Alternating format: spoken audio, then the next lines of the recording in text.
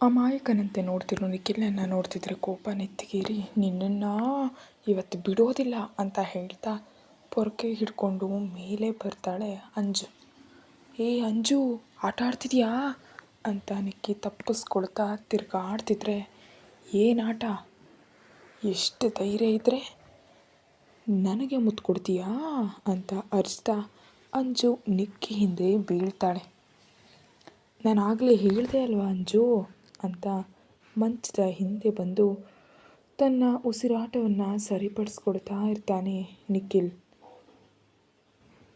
ಏನು ಹೇಳೋದು, ಮುತ್ತು ಕೊಟ್ಟು ಪ್ರೂಫ್ ಮಾಡೋದು ಅನ್ನೋದೇ ನಿಮ್ಮ ವಂಶದಲ್ಲಿ ಅಂತ ಬೈತಾ ನಿಕ್ಕಿಯ ಪಕ್ಕಕ್ಕೆ ಬರ್ತಾಳೆ. ನಿಕ್ಕಿ ಮತ್ತೆ ಓಡೋಗ್ತಾ, ಇನ್ನು ಅದಕ್ಕಿಂತ ಬೇರೆ ದಾರಿ ನನಗೆ ಕಾಣಿಸ್ತಿಲ್ಲ, ಅದನ್ನೇನು ಮುತ್ತು ಅಂತಾರ ಅಂತ ಅಮಾಯಕನಂತೆ ಅಂತಿದ್ರೆ, ಓಹೋಹೋಹೋ, ನಿನ್ನ ವೇಷದಲ್ಲಿ ನಿನ್ನಲ್ಲಿ ಈ ಆ್ಯಂಗಲ್ ನೋಡಿಯೇ ಎಲ್ಲರೂ ನಿನ್ನ ಅಮಾಯಕ ಅಂತ ಅಂದ್ಕೊಳ್ತಿರೋದು. ಆದರೆ ನಿನ್ನ ಅಸಲಿ ರೂಪ ಏನು ಅಂತ ನಂಗೆ ಚೆನ್ನಾಗಿ ಗೊತ್ತಿದೆಯಲ್ಲ ಅಂತ 2 ಜಿಗಿತಗಳಲ್ಲಿ ಮಂಚದ ಮೇಲಿಂದ ಹಾರಿ ನಿಕ್ಕಿಯನ್ನು ಹಿಡ್ಕೊಳ್ತಾಳೆ ಅಂಜು. ಅಂಜು ಹಾಗೆ ತಮಾಷೆಯಾಗಿದ್ದರೆ ಒಳಗೆಲ್ಲೋ ಸಂತೋಷ ಪಡ್ತಾ ಮೇಲೆ ಬಂದ ಅಂಜುವನ್ನು ಹಾಗೆ ಚಾಕಚಕ್ಯದಿಂದ ಹಿಡ್ಕೊಂಡ್ಬಿಟ್ಟು ಕೈಯಲ್ಲಿದ್ದ ಪೊರಕೆಯನ್ನು ಕಿತ್ತು ಮೂಲೆಗೆ ಎಸೆದು ಬಿಡ್ತಾನೆ.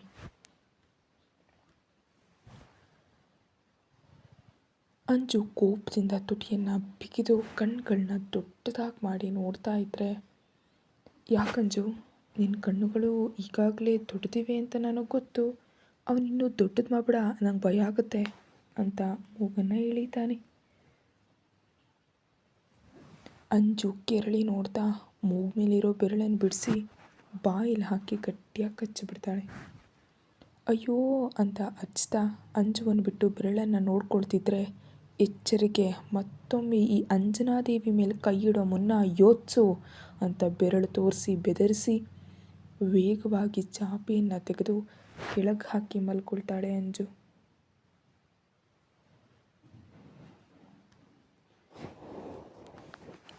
3 ಹಲ್ಲುಗಳು ಆಳವಾಗಿಳಿದಿರೋ ಕಚ್ಚದ ನೋವು ಅಂಜುವಿಗೆ ಕೆಳಗೆ ಮಲಗುವಾಗ ಆಗ್ತಿದ್ರೆ, ನಿಖಿಲ್ ಲೈಟನ್ನು ಆಫ್ ಮಾಡಿ ಬಂದು ಅಂಜು ಮನೆ ಮಲಗಿ ಅಪ್ಕೊಳ್ತಾನೆ. ಅಂಜು ಕೋಪದಿಂದ ತಿರ್ಕೊಳ್ಳೋದಕ್ಕೆ ಹೋಗ್ತಿದ್ರೆ ಆಕೆ ಕಾಲುಗಳನ್ನ ತನ್ನ ಕಾಲಿನಿಂದ ಒತ್ತಿ ಹಿಡಿದು ಒಂದು ಕೈಯಿಂದ ಸೊಂಟವನ್ನು ಗಟ್ಟಿಯಾಗಿ ಸುತ್ಕೊಂಡ್ಬಿಟ್ಟು ಭುಜದ ಮೇಲೆ ತಲೆ ಇಟ್ಟು, ಪ್ಲೀಸ್ ಅಂಜು ಮಲಗು, ಹೇಗಾದರೂ ಈ 3 ತಿಂಗಳು ಮಾತ್ರ ತಾನೇ, ನಂತರ ನೀನು ದೆಹಲಿಗೆ ಹೊರಟೋಗ್ತೀಯ, ಇನ್ನು ನನ್ನನ್ನು ಭೇಟಿಯಾಗೋದು ಕೂಡ ಇಷ್ಟಪಡೋದಿಲ್ಲ, ಅದಕ್ಕೆ ಇರೋ ಈ ಕೆಲವು ದಿನಗಳಾದರೂ ಫ್ರೆಂಡ್ಲಿಯಾಗಿರೋಣ ಅಂತ ಬೇಸರದಿಂದ ಕೇಳ್ತಾನೆ.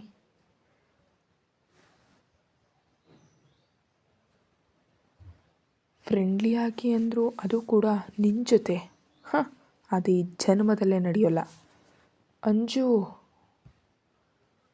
ಹೇಳಿದ್ನಲ್ಲ ನಡೆಯೋದಿಲ್ಲ ಅಂತ.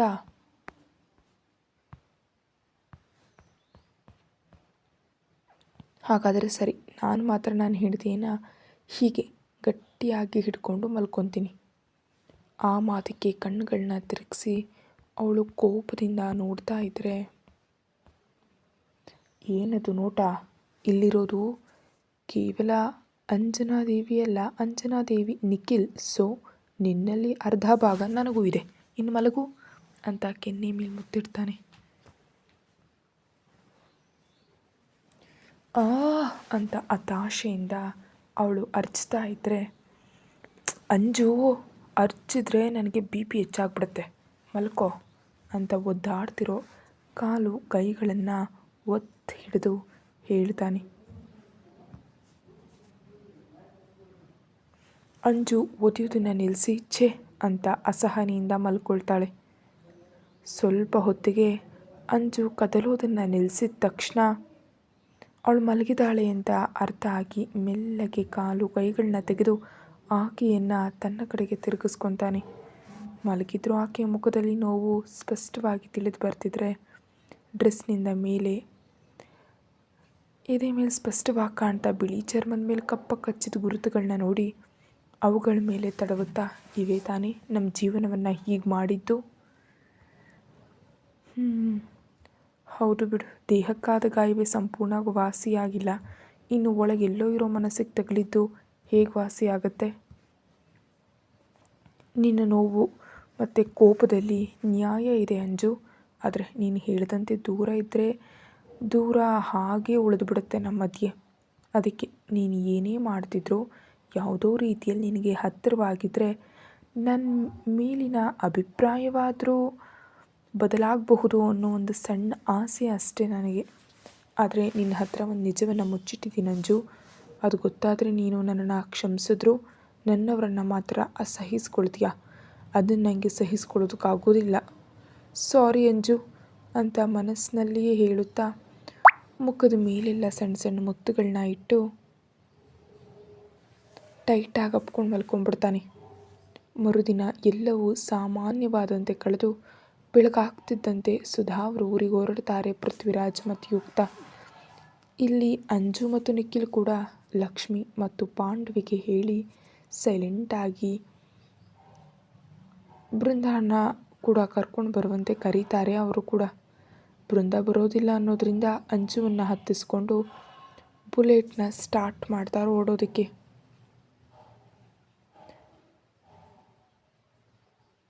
ಯುಕ್ತಳ ಮಾತುಗಳಿಂದ ಅಂಜುವಿನ ಬೈಗುಳಗಳಿಂದ ಅರ್ಧ ಗಂಟೆಯಲ್ಲಿ ಇಬ್ಬರು ಒಂದೇ ಸಮನೆ ತಲುಪ್ತಾರೆ.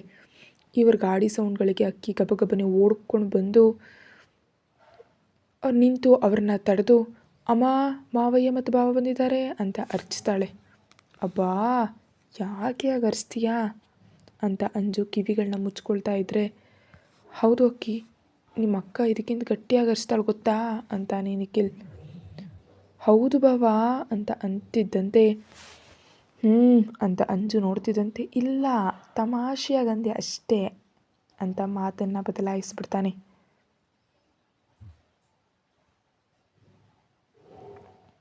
ಅವರನ್ನು ನೋಡಿದ ಯುಕ್ತ ಮತ್ತು ಪೃಥ್ವಿರಾಜ್ ಸಣ್ಣದಾಗಿ ನಗ್ತಾರೆ. ನೋಡಿದ್ರ ಬಾವಾ, ನಮ್ಮ ಅಕ್ಕನ ಕಣ್ಣುಗಳಲ್ಲಿರೋ ಪವರ್ ಅಂತಾಳೆ ಅಕ್ಕಿ ನಗ್ತಾ. ಸುಮ್ಮನಿರು ಅಂತ ಗದರ್ತಾ ಸುಧಾ ಬೂದ್ಕುಂಬಳಕಾಯಿ ತಂದು ನಾಲ್ವರನ್ನ ಹತ್ತಿರ ತಂದಿಲ್ಲವಂತ ಹೇಳ್ತಾಳೆ. ಅಕ್ಕ, ಇನ್ನು ಯಾಕಿದೆಲ್ಲ ಅಂತ ಪೃಥ್ವಿರಾಜ್ ತಡಿತಾ ಇದ್ರೆ, ನಿನಗೇನು ಗೊತ್ತಿಲ್ಲ ಸುಮ್ಮನಿರು ಅಂತ ನಾಲ್ವರಿಗೂ ಸೇರಿ ದೃಷ್ಟಿ ತೆಗೆದು ಕಾಲು ತೊಳ್ಕೊಂಡು ಒಳಗೆ ಹೋಗುವಂತ ಹೇಳಿ ಕುಂಬಳಕಾಯಿನ ತೆಗೆದುಕೊಂಡು ಹೊರಗೆ ಹೋಗ್ತಾಳೆ. ಗೋಡೆ ಮೇಲೆ ತಲೆ ಇಟ್ಟಿರೋ ಪಾರಿಜಾತವನ್ನು ನೋಡಿ ಬೇಕಂತಾನೆ ಆ ಕುಂಬಳಕಾಯಿನ ಪಕ್ಕದಲ್ಲೇ ಒಡೆದು ಹೋಗ್ತಾಳೆ. ಅಬ್ಬಾ,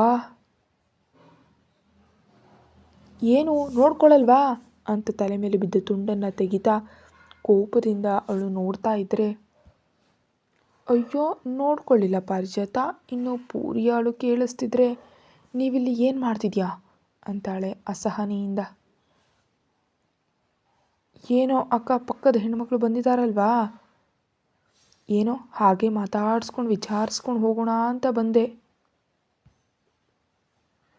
ಅದೇನು ಅವರಿನ್ನೂ ಮನೆಯೊಳಗೆ ಕಾಲೇ ಇಟ್ಟಿಲ್ಲ, ಈ ಮುಂಚೆನೇ ಹೇಗೆ ಗೊತ್ತಾಗ್ಬಿಡ್ತು? ನಿನ್ನ ಎರಡನೇ ಮಗಳು ಅಕ್ಕಿ ಇದ್ದಾಳಲ್ವಾ ಅದಕ್ಕೆ, ಅದೇ ನಿನ್ನೆ ಪೂರಿಗೆ ಹೇಳಿದ್ಲಂತೆ. ಅದು ನಿನ್ನೆ ಹೇಳಿದ್ರೆ ನೀನು ಬೆಳಗ್ಗಿನಿಂದ ಕಾಯ್ತಾ ಕೂತಿದ್ಯಾ? ಹೋಗಿ ಮೊದಲು ಅಡುಗೆ ಮಾಡಿಟ್ಕೋ, ಅದು ಅಳ್ತಿದೆ. ನಮ್ಮ ತಮ್ಮ ಬರೋ ಸಮಯವೂ ಆಗುತ್ತೆ ತಾನೇ ಅಂತ ಇದ್ದಂತೆ, ಅಯ್ಯೋ ಆ ವಿಷಯವೇ ಮರ್ತು ಹೋಗಿತ್ತು. ಥ್ಯಾಂಕ್ಸ್ ಅದಕ್ಕೆ ಅಂತ ಹೇಳಿದ್ದಕ್ಕೆ ಮತ್ತೆ ಸಾಯಂಕಾಲ ಬರ್ತೀನಿ ಅಂತ ಒಳಗಡೆ ಓಡ್ತಾಳೆ. ಇವಳಂತೂ ಬದಲಾಗೋದಿಲ್ಲ ಅಂದ್ಕೊಂಡು ಸುಧಾ ಒಳಗಡೆ ಬರ್ತಾಳೆ. ಅಷ್ಟರಲ್ಲಾಗಲೇ ತಾನು ಬೆರೆಸಿದಂಥ ರಸ್ನವನ್ನು ನಾಲ್ವರಿಗೂ ಕುಡಿಸ್ತಾಳೆ.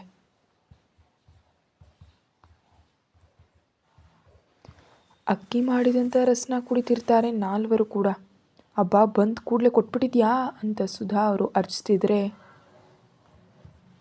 ಹೋಗಮ್ಮ, ಬಂದವ್ರಿಗೆ ಮರ್ಯಾದೆ ಮಾಡು ಅಂತ ಹೇಳೋದು ನೀನೇ ತಾನೇ, ಮಾಡಿದ್ರೆ ಬೈತೀಯಾ ಅಂತ ತುಟಿಯನ್ನು ಮಡಿಸ್ಕೊಳ್ತಾಳೆ. ಉಶ್, ಈ ಹುಡುಗಿಯೊಂದಿಗೆ ನನಗಂತೂ ಆಗ್ತಾ ಇಲ್ಲಪ್ಪ ಸಹಿಸ್ಕೊಳ್ಳೋದಕ್ಕೆ.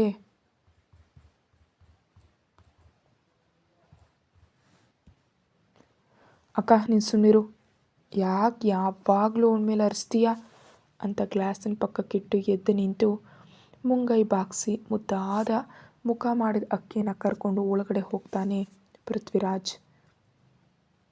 ಇದಕ್ಕೆ ಇವನು ಸದರಾಣಿ ಹೆಚ್ಚಾಗ್ಬಿಟ್ಟಿದೆ ಅಂದ್ಕೊಂಡು, ಅಳಿಯಂದರೆ ನೀವು ಒಳಗೋಗಿ ರೆಸ್ಟ್ ಮಾಡಿ, ಅಡುಗೆ ಆದಮೇಲೆ ಕರಿತೀನಿ ಅಂತ ನಿಖಿಲ್ಗೆ ಹೇಳ್ತಾಳೆ.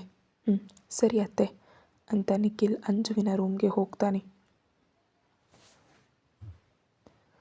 ಸುಧಾ ಅಂಜುವಿನ ಪಕ್ಕದಲ್ಲಿ ಕೂತ್ಕೊಂಡು ಮುಖವೆಲ್ಲ ತಡವ್ತಾ, ಹೇಗಿದೆಯಾ ಚಿನ್ನ ಅಂತಾಳೆ ಕಣ್ಣೀರಿನಿಂದ.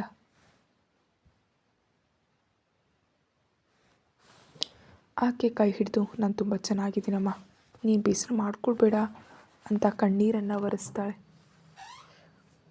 ಅಂದರೆ ಮೊನ್ನೆ ನಿಮ್ಮ ಮಾವ ಅವರು ಅಮ್ಮ ಅವರು ತಮಾಷೆಯಾಗಂದ್ರಷ್ಟೇ ಅಮ್ಮ, ನೀನು ಅದನ್ನು ತಲೆಗೆಲ್ಲ ಹಾಕ್ಕೊಳ್ಬೇಡ.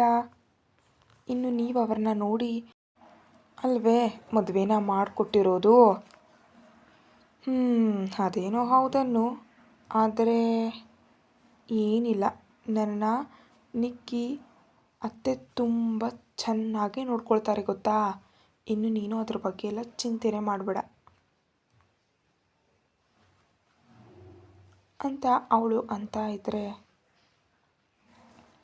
ಹೌದಮ್ಮ, ನಾನು ಮತ್ತು ಮಾವಯ್ಯ ಇದ್ದೀವಲ್ಲ, ಇನ್ಯಾಕೆ ಭಯ. ಮೊದಲು ನೀನು ಈ 4 ದಿನಗಳು ಅಕ್ಕನ ಜೊತೆ ಸಂತೋಷವಾಗಿರು, ನಂತರ ಮತ್ತೆ ಕಾಲೇಜ್ ಸ್ಟಾರ್ಟ್ ಆದರೆ ಬರೋದಕ್ಕಾಗೋದಿಲ್ಲ ಅಂತ ಯುಕ್ತ ಸಮಾಧಾನವನ್ನು ಪಡಿಸ್ತಾಳೆ.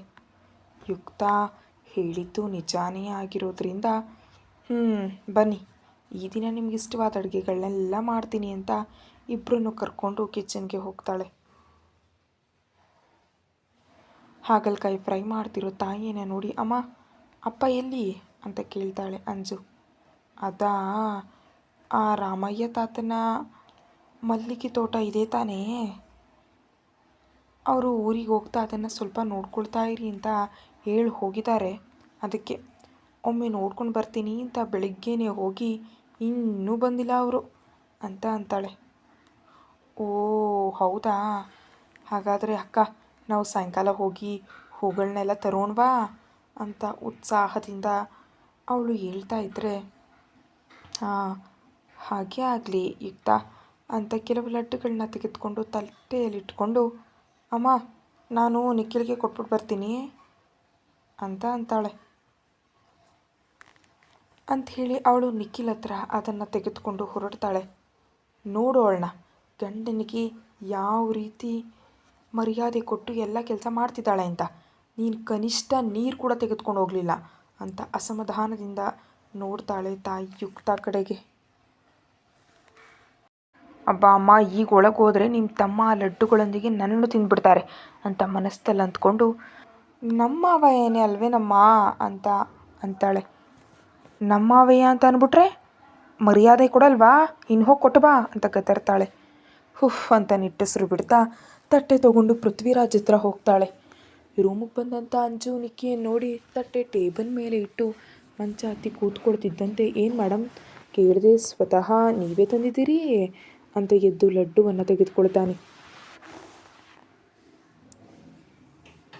ಅವನು ಲಡ್ಡು ತೊಗೊಂಡು, ಇದು ನಮ್ಮನೆ, ನಾವು ಅನ್ಯೋನ್ಯವಾಗಿದ್ದೀವಿ ಅಂತ ಅವ್ರು ಹ್ಯಾಪಿಯಾಗಿ ಫೀಲ್ ಆಗ್ತಾರೆ, ಅದಕ್ಕೆ ನಿಮ್ಗೆ ಈ ರೀತಿ ಮರ್ಯಾದೆ. ಅಬ್ಬೋ, ಹಾಗಾದರೆ ಈ ರೀತಿ ಮರ್ಯಾದೆಲಿ ಬೇರೆ ಬೇರೆ ಕೂಡ ಇರುತ್ತಾ? ಹಾಗಿದ್ರೆ ನನಗೆ ಇನ್ನೂ ಬೇರೆ ಬೇರೆ ಬೇಕು, ಕೊಂದಾಕ್ಬಿಡ್ತೀನಿ, ಅಮ್ಮನವ್ರ ಮುಂದೆ ಮಿತಿ ಮೀರಿ ನಡೆದ್ರೆ ರೂಮ್ನಲ್ಲಿ ಸಿನಿಮಾ ತೋರಿಸ್ತೀನಿ ಅಂತ ಬೆರಳು ತೋರಿಸಿ ಬೆದರಿಸ್ತಿದ್ರೆ, ಆಕೆ ಬೆರಳಿಗೆ ಸಣ್ಣ ಮುತ್ತಿಟ್ಟು, ನಿನ್ನ ಜೊತೆ ಭಯಾನಕ ಸಿನಿಮಾ ನೋಡಿದ್ರು ಅದು ನನಗೆ ರೊಮ್ಯಾಂಟಿಕ್ ಸಿನಿಮಾವೇ ಅಂತ ಕಣ್ಣು ಹೊಡಿತಾನೆ. ಅಂತ ಸಣ್ಣದಾಗಿ ಅರ್ಚಿ ಕೈಲಿದ್ದ ಲಡ್ಡುನ ನಿಕ್ಕಿ ಬಾಯಿಗೆ ತುರುಕಿ ತಲೆ ಮೇಲೆ 2 ಕುಟ್ಟಿ ವೇಗವಾಗಿ ಹೊರಗೆ ಬರ್ತಾಳೆ. ನಿಕ್ಕಿ ನಗ್ತಾ ಬಾಯಲ್ಲಿದ್ದ ಲಡ್ಡು ತಿಂದು ಫೋನ್ನಲ್ಲಿ ವೀಡಿಯೋಗಳನ್ನ ನೋಡ್ತಿರ್ತಾನೆ. ಏನಾಯ್ತು ಅಂಜು? ಅಬ್ಬ ಏನಿಲ್ಲಮ್ಮ ಬಿಡು, ನಾನು ಪಾಯಸ ಮಾಡ್ತೀನಿ ಅಂತ ಅದನ್ನೆಲ್ಲ ತುಪ್ಪದಲ್ಲಿ ಉರಿತಾ ಇರ್ತಾಳೆ. ಬರ್ತಿರೋ ಯುಕ್ತಾಳನ್ನು ನೋಡಿ, ಹಾಯ್ ಲಡ್ಡು ಅನ್ನುತ್ತಾ ಅಕ್ಕಿ ಗಬಗಬನ್ನಿ ಮಂಚದಿಂದ ಇಳಿದು ತಟ್ಟೆಯಲ್ಲಿರೋ ಲಡ್ಡುವನ್ನು ತೆಗೆದುಕೊಂಡು ಪೃಥ್ವಿರಾಜ್ ಫೋನ್ ಜೊತೆಗೆ ಹೊರಗಡೆ ಓಡ್ತಾಳೆ. ಏಯ್ ನಿಲ್ಲು ಅಂತಿದ್ರು ಅಕ್ಕಿ ಓಟ್ ಹೋಗೋದ್ರಿಂದ ಸಣ್ಣದಾಗಿ ನಗ್ತಾ ಪೃಥ್ವಿರಾಜ್ ಹತ್ರ ಬರ್ತಾಳೆ ಯುಕ್ತ. ಈಗಾಕೆ ಇವೆಲ್ಲ ಅಂತ ಎದ್ದು ಕೂರ್ತಾನೆ ಪೃಥ್ವಿ.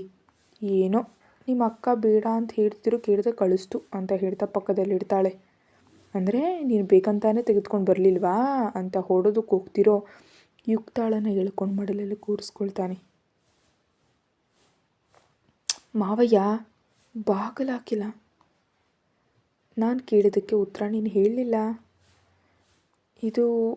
ಅದು ಹಾಗೆ ಬಂದರೆ ಹೀಗೆ ತಡೀತೀಯಾ ಅಂತ ನಾನು ತರಲಿಲ್ಲ.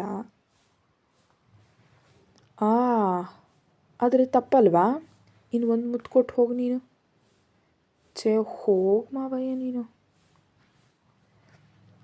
ಅಕ್ಕಿ ಬರ್ತಾಳೆ, ಬೇಗ ಕೊಡು ಅಂತ ಭುಜದ ಮೇಲೆ ಸಣ್ಣ ಮುತ್ತುಗಳನ್ನ ಇಡ್ತಾನೆ. ಯುಕ್ತ ಮೈ ಬೆಳಕಿಸ್ತಾ ಲಡ್ಡು ತೆಗೆದುಕೊಂಡು ಪೃಥ್ವಿರಾಜ್ ಬಾಯಿಗಿಟ್ಟು ಕೆನ್ನೆ ಮೇಲೆ ಮುತ್ತಿಟ್ಟು ಲಡ್ಡಿನ ತುದಿ ಕಚ್ಚಿ ಮಡಿಲಿನಿಂದ ಕೆಳಗೆ ಜಿಗಿದು ಓಡೋಗ್ತಾಳೆ. ಪೃಥ್ವಿರಾಜ್ ನಗ್ತಾ ಲಡ್ಡು ತಿನ್ನೋ ಕೆಲಸದಲ್ಲಿರ್ತಾನೆ. ಅಕ್ಕಿ ಸೋಫಾದಲ್ಲಿ ಮಲ್ಕೊಂಡು ಫೋನಲ್ಲಿ ಆಟ ಆಡ್ತಿರ್ತಾಳೆ. ಊಟದ ಸಮಯಕ್ಕೆ ಬಂದು ಕೃಷ್ಣ, ಅಳಿಯ ಮತ್ತು ಮೈದುನ ಮಾತಾಡಿಸಿ ಅಂಜುವನ್ನು ಅಪ್ಕೊಂಡು ಮನಸ್ಸಿನಲ್ಲಿಯೇ ಬೇಸರವನ್ನು ಪಡ್ತಾರೆ. ಯುಕ್ತಾಳ ಬಗ್ಗೆ ಚಿಂತೆ ಇಲ್ಲ, ಕೇವಲ ಅವರ ನೋವು ಚಿಂತೆ ಭಯ ಎಲ್ಲ ಅಂಜುವಿನ ಮೇಲೆ. ಅದು ಅರ್ಥ ಮಾಡ್ಕೊಂಡು ಅಂಜು ತಂದೆಯನ್ನು ತಪ್ಪಿಕೊಂಡು ಕಣ್ಣೀರನ್ನು ನುಂಗ್ಕೊಳ್ತಾಳೆ. ಹೇಗಿದೆಯಾ ಚಿನ್ನಮ್ಮ? ತುಂಬ ಚೆನ್ನಾಗಿದ್ದೀನಪ್ಪ. ನೀನು ಅಮ್ಮ ತುಂಬ ಸಣ್ಣಗಾಗ್ತಿದ್ದೀರಿ ಯಾಕೆ ಅಂತ ಅಳುವಿನ ಧ್ವನಿಯಲ್ಲಿ ಕೇಳ್ತಾಳೆ. ಅದೇನೂ ಇಲ್ಲಮ್ಮ, ನೀನು ಮತ್ತು ಯುಕ್ತ ಇಲ್ಲದೆ ಸ್ವಲ್ಪ ಬೇಸರ ಮಾಡ್ಕೊಂಡಿದ್ದೀವಿ ಅಷ್ಟೇ.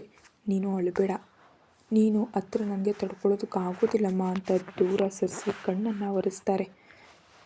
ಆದರೆ ಅಕ್ಕ ಏನು ನೀನು ಈ ಅಕ್ಕಿ ಇಲ್ವಾ ಅಮ್ಮ ಮತ್ತಪ್ಪನನ್ನು ಬೇಸರ ಪಡಿಸ್ತಾರಾ ಅಂತ ಅಕ್ಕಿ ಮಧ್ಯದಲ್ಲೇ ನುಗ್ತಾಳೆ. ಅಕ್ಕಿ ಮಾತುಗಳಿಗೆ ಸ್ವಲ್ಪ ನಕ್ಕು, ಬನ್ನಿಯಪ್ಪ ಈ ದಿನ ನಾನೇ ನಿಮ್ಗೆ ಊಟ ತಿನ್ನಿಸ್ತೀನಿ ಅಂತ ತಂದೆ ಕೈ ಹಿಡಿದು ನಿಕ್ಕಿಗೊಂದು ನೋಟವನ್ನು ಬಿಸಾಕಿ ಡೈನಿಂಗ್ ಟೇಬಲ್ ಹತ್ರ ಕರ್ಕೊಂಡು ಹೋಗ್ತಾಳೆ.